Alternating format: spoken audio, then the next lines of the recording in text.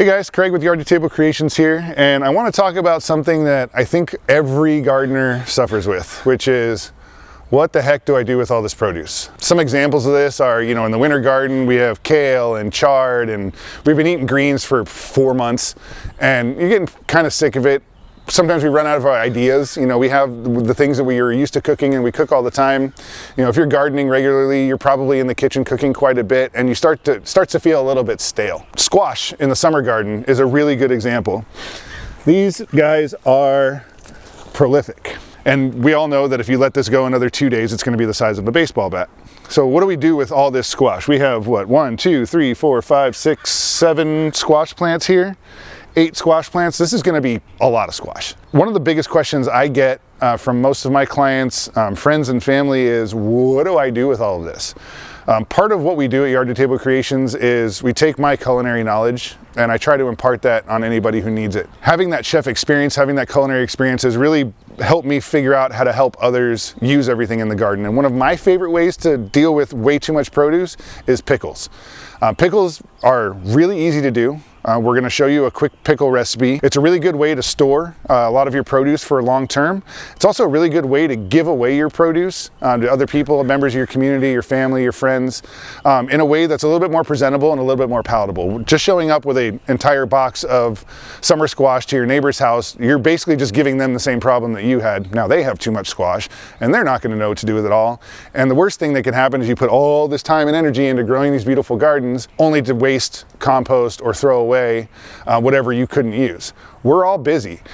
I run a business, I have a family, we all have our obligations, schlepping the child to and from all of their all of their sports obligations and school and friends' houses. Even though I was a chef for 10 years, I sometimes still only have 20 minutes or 30 minutes to cook and dinner, and I'm not going to be able to get through all the produce that I'm actually capable of growing.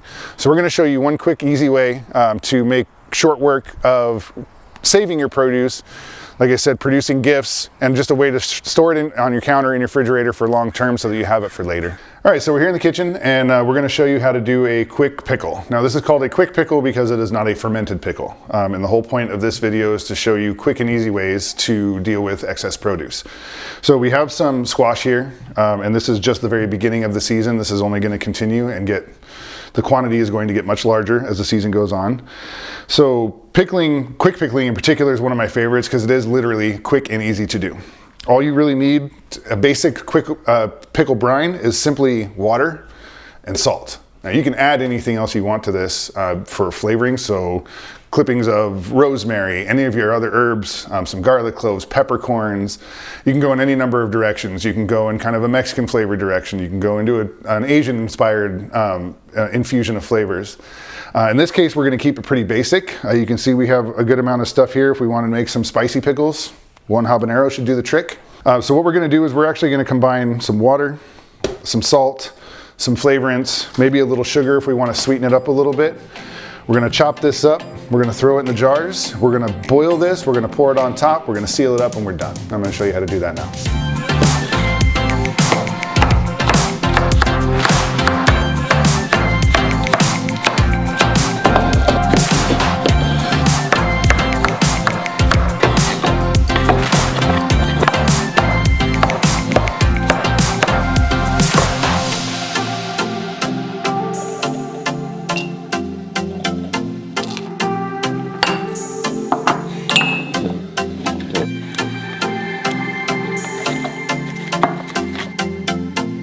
All right, so what we've done here is we've taken that pile of squash, we've chopped it all up, we put it into our clean jars.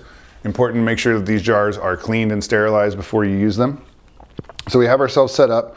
Just what we did a variety of things here. We threw a habanero into one of these jars. We threw some dried red chilies into one. We used some fresh basil, some dried basil.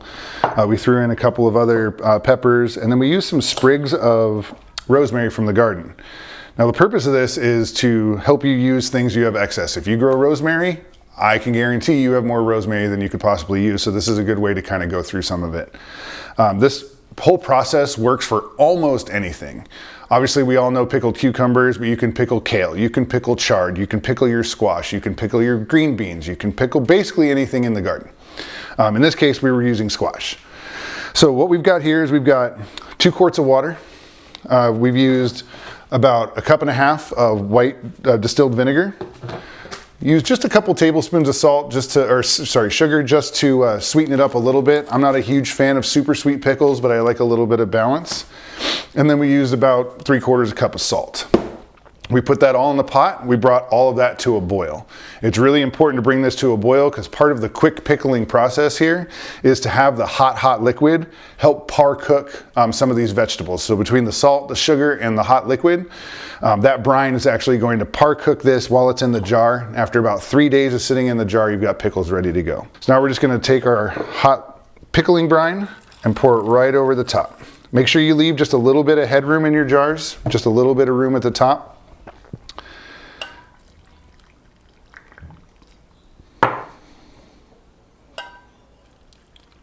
Ooh, I can smell those chilies. Now, some of these jars might look just a little bit full. Don't worry too much. You're going to be able to smash those down, but that's actually why we're leaving a little bit of headroom. As when you put the lid on, if you're pushing the produce down into the jar, it's going to push that liquid up a little bit. And if you notice, 2 quarts goes a really long way. With just 2 quarts of pickling brine, we're able to fill 10 small jars and one 1-quart jar. All right, last one. Let's see if we actually make it. I couldn't ask for more perfect than that. So now we've got all these on here. Now we're gonna take our lids. We're just gonna pop our lids on, and we wanna do this while it is hot. This is part of the process. You know, normally when you can, you're going to heat your lids up so that the lids actually seal. In this case, the hot liquid's going to help them seal. So we wanna make sure we get these on while everything's still nice and warm. That one might be a little full. Make sure you tighten them down really tight. We don't want any of this leaking all over your refrigerator. As delicious as pickles are, it doesn't make a good refrigerator scent. So make sure they're good and tight. That's also gonna help the lids seal down a little bit better.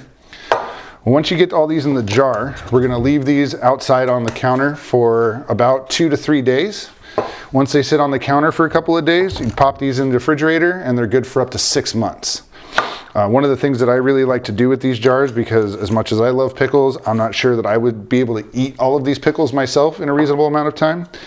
But this is a really good way to give gifts to your neighbors, your family members. You know, if you've got Christmas gifts coming up for coworkers, anything like that. This is a really nice way to give a gift to people who, let's be honest, most of us don't need any more stuff. But things that we can eat are generally very well received. And that is quick pickling. If you have any questions, comments, concerns, leave us some comments below, and we will see you at the next one.